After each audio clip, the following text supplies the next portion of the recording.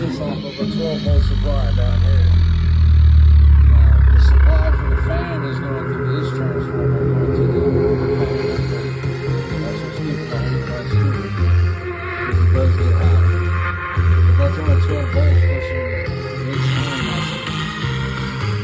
which is a 200, I think a 250 watt speaker. There are several